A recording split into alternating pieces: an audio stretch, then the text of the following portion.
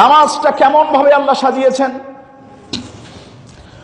2 রাকাত নামাজ যদি আমি তো বুঝালাম ভালোভাবে, 2 রাকাত নামাজ যদি আপনি খুশু এবং খুজুর সহিত আদায় করতে পারেন, যেখানে দুনিয়ার কোনো চিন্তাই আসবে না, এরকম 2 রাকাত নামাজ আপনাকে আমাকে সমস্ত গুনাহ থেকে মাফ করে জান্নাতে পৌঁছিয়ে দিতে পারে।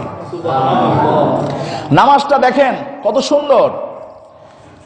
আমি নামাজের আহকাম আরকান, বাহিরে যে ফরজগুলি, ভিতরে ফরজগুলি, এগুলি বলার সময় নেই, ছোট্টভাবে কিছু কথা বলবো।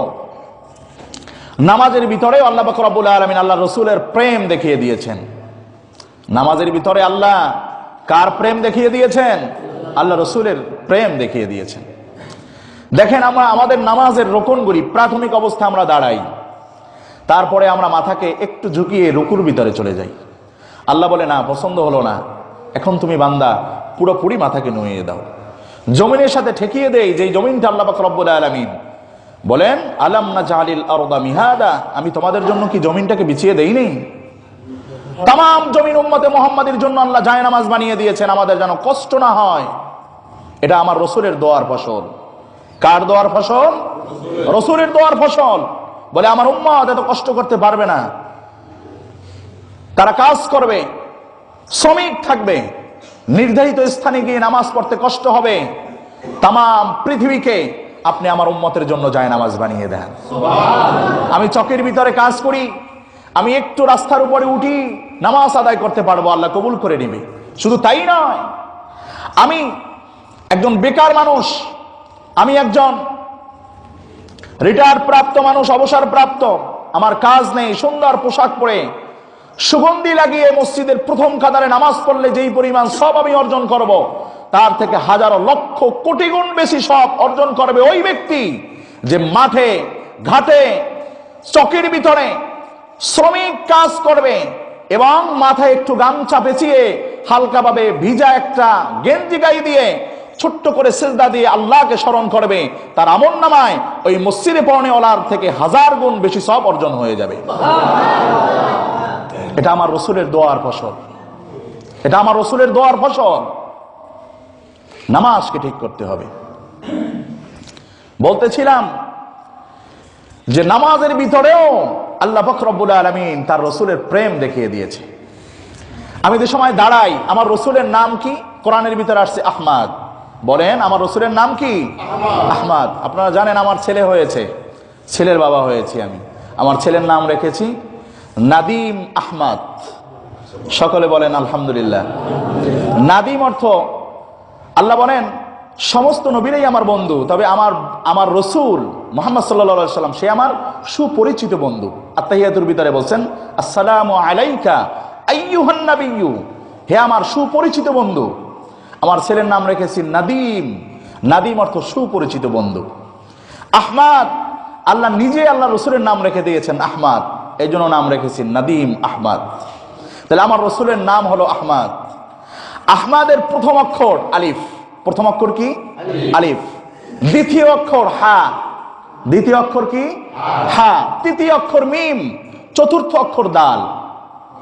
আল্লাহ পাক রব্বুল আলামিন বললেন আমার বন্ধুর প্রথম অক্ষর যেহেতু আলিফ, তুমি আলিফের মতো দাঁড়িয়ে যাও। বলেন সুবহানাল্লাহ। নামাজে আমি দাঁড়াই আলিফের মতো দাঁড়াই না? আলিফের মাথাটা একটু মোটা, হাতটাকে ছড়িয়ে দিয়ে মাথাটা মোটা হয়ে যায়। তারপরে দ্বিতীয় অক্ষর হা, আমি যে সময় রুকুর ভিতরে চলে যাই হা হয়ে যায়। রুকুর ভিতরে চলে গেলে কি হয়ে যায়? হা হয়ে যায়। এরকম চলে গেলে মাথা থেকে শুরু করে হা, 2টা অক্ষর হয়ে গেল। যে সময় আমি সিজদার ভিতরে চলে যাই মিম হয়ে যায়। মিম, মাথা নোয়ানো থাকে, মিমের নিচের দিকে থাকে, আমার মাথা মিমের মতো নিচের দিকে আছে, মিম হয়ে যায়। আমি দেখালে ভালোভাবে বুঝতে পারতেন সুন্দরভাবে। যে সময় আমি বসে যাই দাল, এরকম দাল হয়ে যাই না আমি? আল্লাহ পাক রব্বুল আলামিন বলে আমার রসুলকে আমি এত বেশি পরিমাণে পছন্দ করি, তুমি আমার রসুলের নামগুলি প্রত্যেকটা অক্ষর রোকন আকারে আমাকে তো মহাব্বত করবাই, নামাজের ভিতরে আমি আহমাদ আকারে নামাজকে সাজিয়ে দিলাম। এত বেশি মহাব্বত করে আমার রসুলকে আমার আল্লাহ, আর আমরা মহাব্বত করতে পারিনি।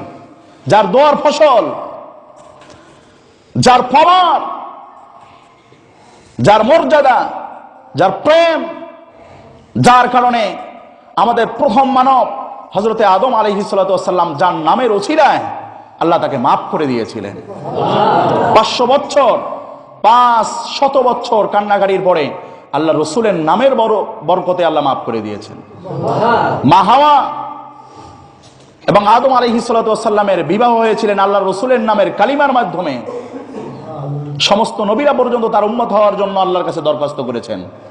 শুধুমাত্র ঈসা আলাইহিস সালাতু ওয়াস সালামের দরখাস্ত আল্লাহ কবুল করে দিয়েছেন। তাহলে সেই রসুলের প্রেম আমাদের ভিতরে নেই, আমরা কি করি? রসুলের প্রেমে মিছিল করি।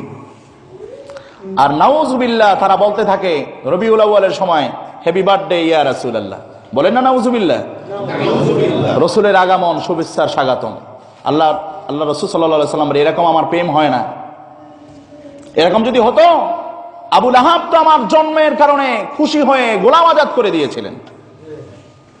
এটা তো আমার প্রেমের অংশ এরকম না। আমার আদর্শকে ফলো করো। যেই লক্ষ লক্ষ মানুষ তাম পৃথিবীতে মিছিল করে, তারা যদি একত্রিত হয়ে প্রসাব করে দিত, তাম পৃথিবীর নাস্তিক বেঈমানগুলি এই প্রসাবের স্রোতে ভেসে যেত। কথা ঠিক না? ঠিক না? এখানে এক জায়গায় নেই। আল্লাহ পাক রব্বুল আলামিন আমাদেরকে সঠিক বুঝ দান করে, সহিভাবে আমল করে, সহি কথার উপরে, সুন্দর কথার উপরে আমল করে জীবনকে সাজিয়ে আল্লাহর খাঁটি বান্দা হওয়ার তৌফিক দান করুক।